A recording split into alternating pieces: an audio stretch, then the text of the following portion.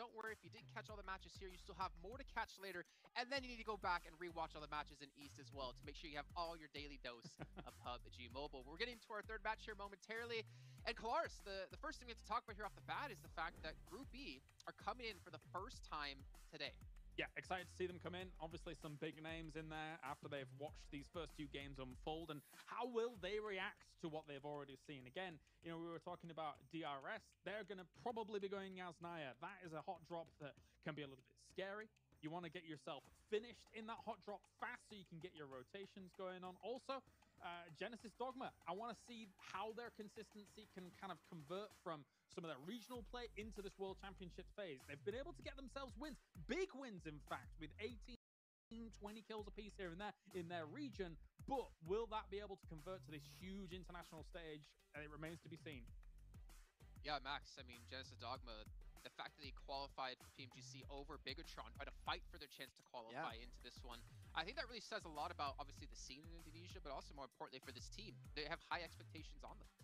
Yeah, it's always great to see new blood being fed into the scene, and teams are able to contest with the top teams. You talked about BTR now in terms of points for the Indonesia region being beat out by Genesis Dogma is very, very impressive. But you also got to keep in mind that the old OG teams are still performing as well, and one of the teams that's now going to be entering for the first time for Group E in these games is going to be Team Secret, right? You're looking at them.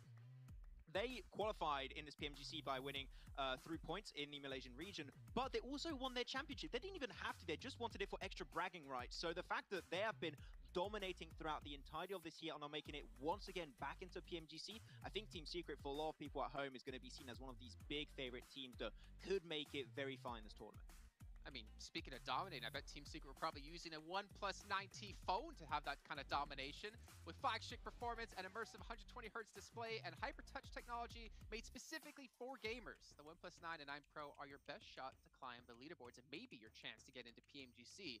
Pick up one of those phones and let's see if you compete next year, because of course there's going to be another year of PUBG Mobile action come up right around the corner. One team, though, as we head into our match here momentarily, that we haven't really touched on just yet is FaZe Clan. I think in general, for such a big Western organization to invest into a team in Thailand and PUBG Mobile is obviously making waves. The fact that Fnatic did it in India back, I think, you know, Scout and his team. But you have Corpai on the team. He played with Power Triple A KPS. You have Beer 11, who played with RRQ Athena last year as well on the team, though he might be a sub. But the fact that so many other players on that roster have no PMGC experience, I think really shows, and it shows the faith that Corpai has in them. Do I say it, Jason? I don't know. Do it. I think I'm going to say it. They're an Avenger level threat team, Jason. There you go. That's what I'm going to say about FaZe. That's what you're going to say. Yes, but it really, as you mentioned, right, having players from different teams that have just made a big name for themselves. You remember when you were talking about Power Triple A last season, Corpai was just leading the team in such a dominant way. It was amazing to